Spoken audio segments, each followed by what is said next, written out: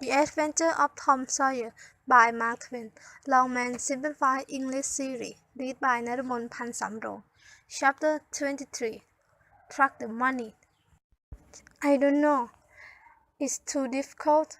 I say half per half is the number of a house. No, Tom, that isn't it. If it is, it's not in its one horse town. There aren't any numbers here. Well, that's so. Let's meeting a minute.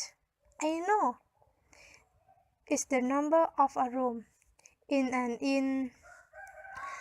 I'm sure. You got it.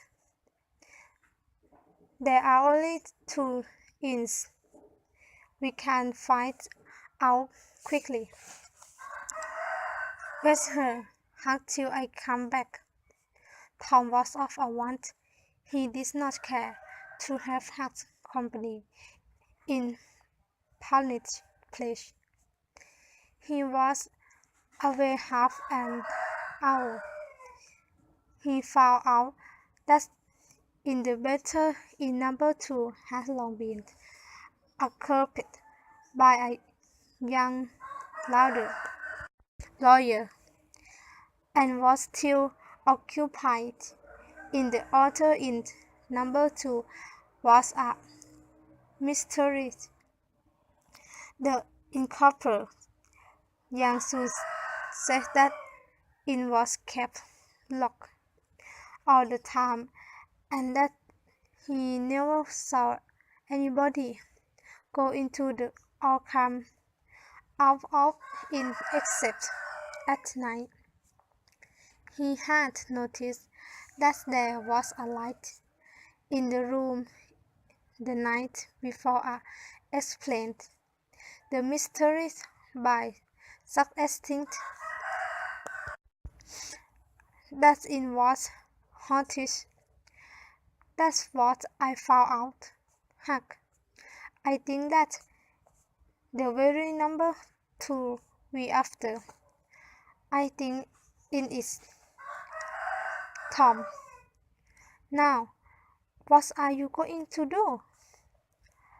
Let me think. Tom thought for a long time. Then he said, I tell you, the back door of that number 2 is in the little lane behind the inn. Now you get all the door key that you can find and I take Auntie. And the first dark night, we go there and try them. And remember to keep a lookout for Reskin Joe, because he says he was going to spy round once more for a chance to get his revenge. If you see him, just follow him. If he doesn't go to that number 2, that isn't the place. Go have it. I don't want to follow him by myself. Why, it's midnight. He might never see you. And if he did, perhaps he never suspects anything. Well, if it's really dark, I follow him. Well, I don't know. All right, I tried. Believe me, I follow him if it's dark. Heck, why he might be going straight to that money. That's so, Tom, that's so. I follow him. I will swear I will. Now, that's the way to talk. Don't you ever weekend? Hugs and I won't. So, that's night Tom and talked right about the neighborhood of the inn until after night. One watching the lane at the distance and the other the indoor.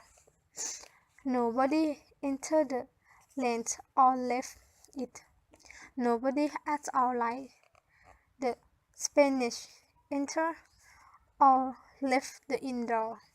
So Tom went home, having a great. Thus if the night was very dark, asked for to come and meow.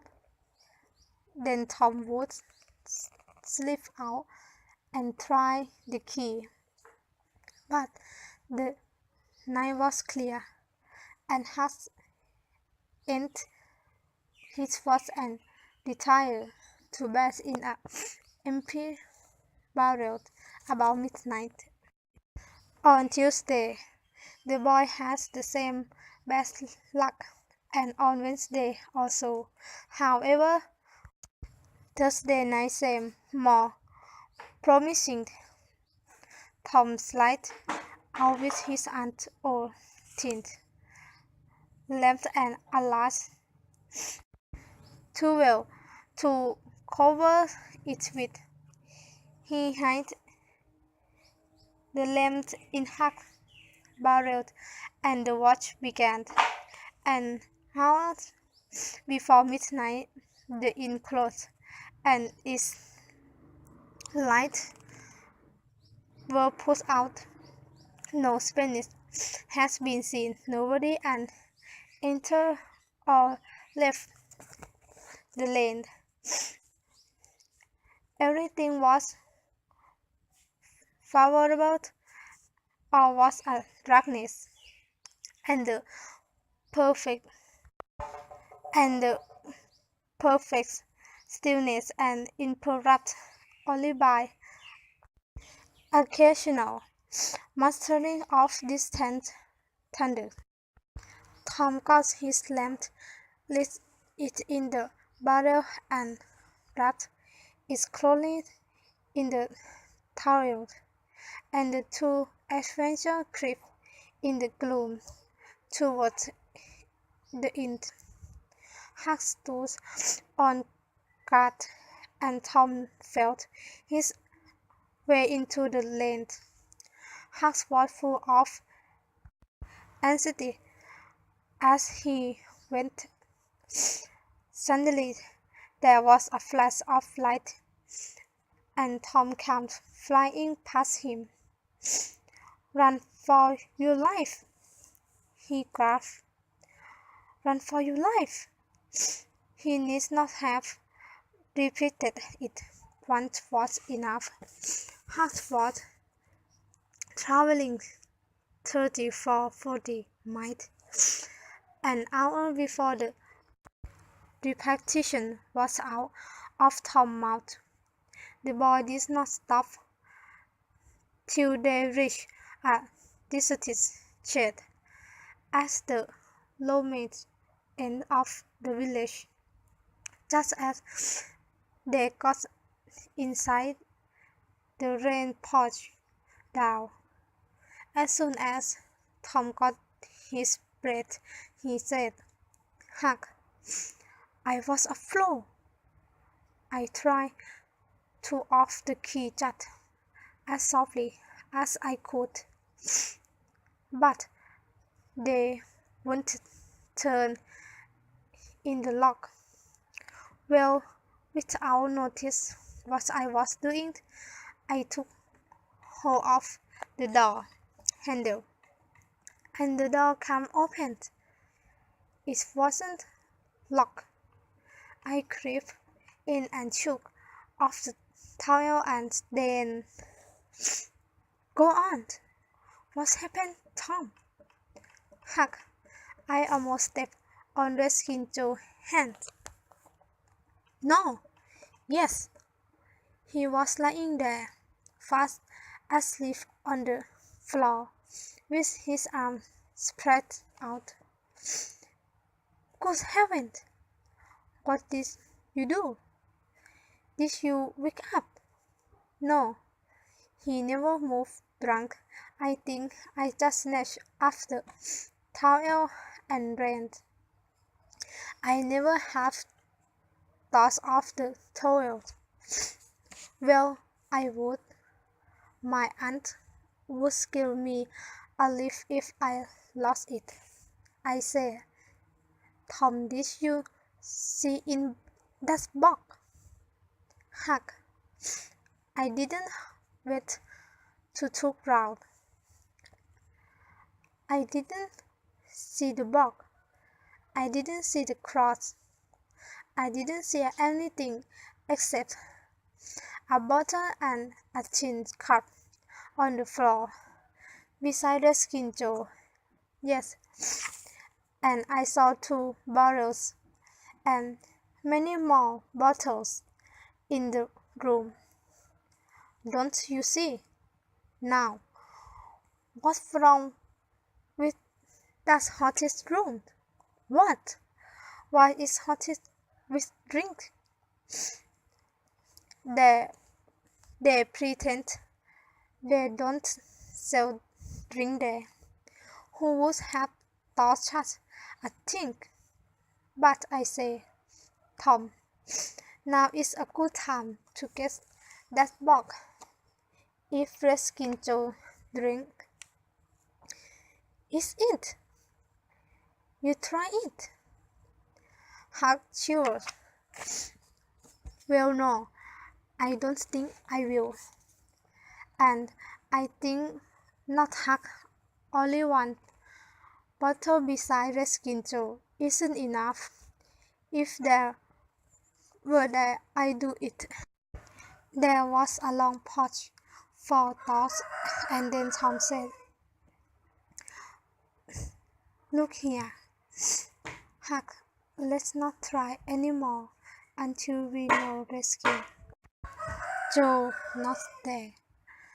It's too frightful. If we watch very nice, we be absolutely sure to see him go out sometimes or other. Then we snatch that box quicker than lightning. Alright, I watch the whole night and I do it very nice too if you do the other part of the job. I will. All you got to do is to come down to the house and melt, and if I'm asleep, throw some stone up at the window and that will bring me out. Now, has the storm over and I go home. It be the light in a couple of hours. If I don't want you in the daytime, Huck, I've let you sleep. I won't come round and worry you. If you see that something's happening in the night, just come round and melt.